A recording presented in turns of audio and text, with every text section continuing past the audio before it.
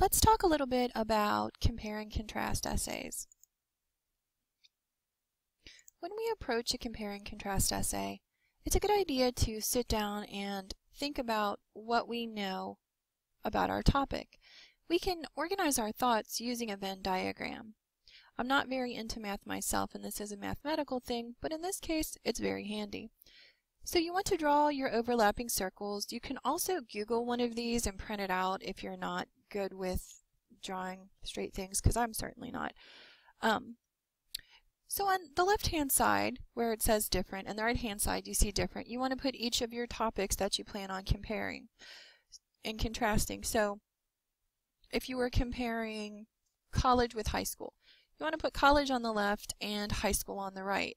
And then you're going to list the things about college and high school that you know. So as these thoughts come to you, sort them into whether or not they are different from one another or similar to one another.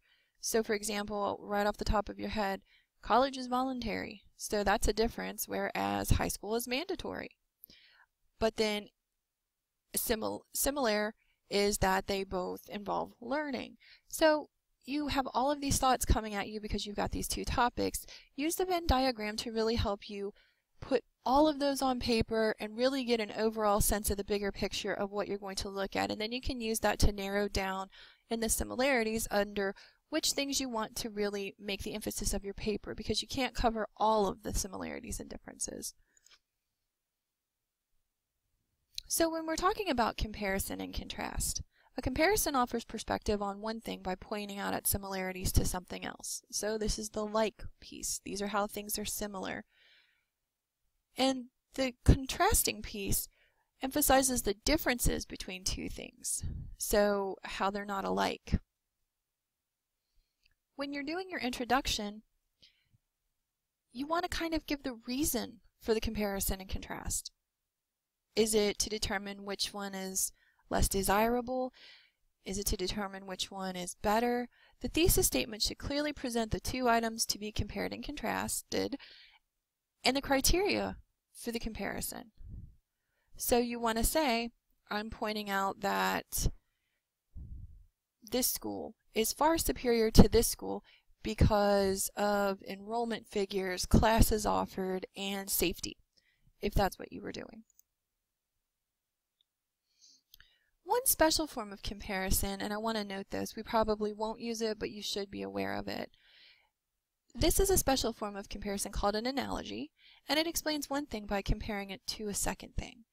So if you have a concept that you really want to communicate and it's kind of outside the box, but you want to get your reader in the right mindset, you'll use analogy.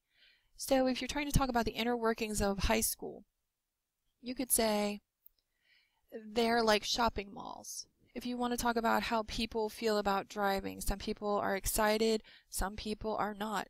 They do it because they absolutely have to. So learning to drive can be either a marriage of convenience or a red-hot love affair.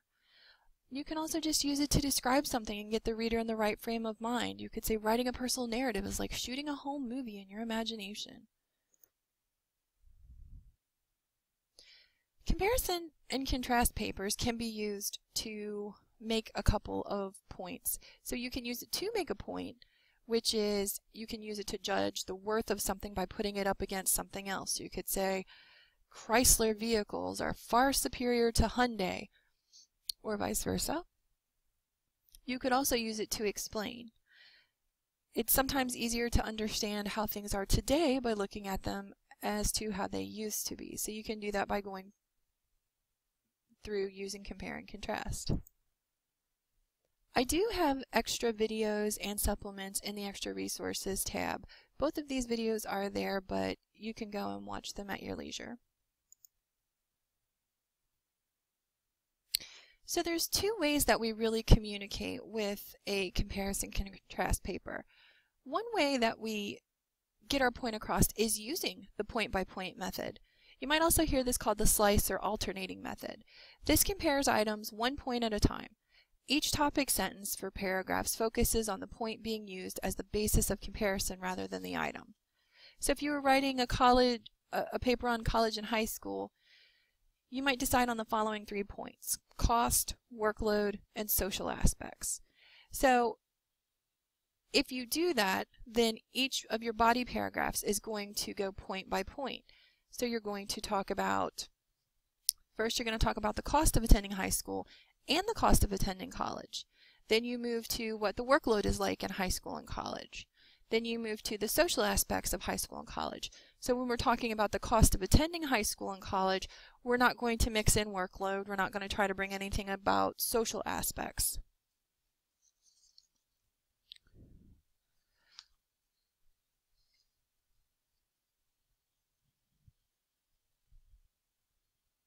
The second method is the block method.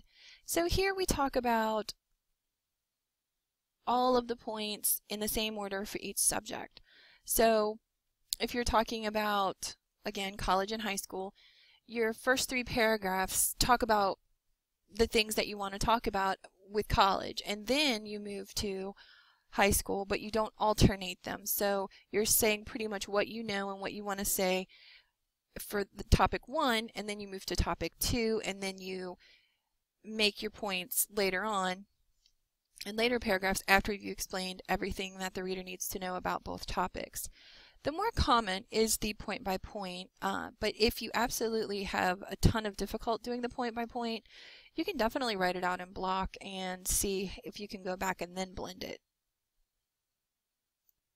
One thing you do have to remember with the block paragraph is that the 2 items can't be completely separate. So you'll start off talking about college, but then as you move into the high school segment, you have to keep referencing back some to college. So when you're talking about cost, you can say, whereas high school is relatively inexpensive because some people do pay tuition for high school, college often carries with it an extremely high financial cost, and then move more into your high school discussion, but make sure you're touching back so that you're not putting the burden of remembering every single thing you said about topic 1 on your reader.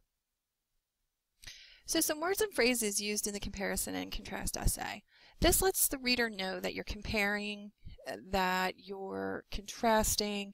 These are commonly used words. So as, also, like, alike, likewise, resembles, similar, contrasting. You want to put in your differs from, on the contrary, on the other hand. Just make sure you're varying your phrases and that you're not however, however, however.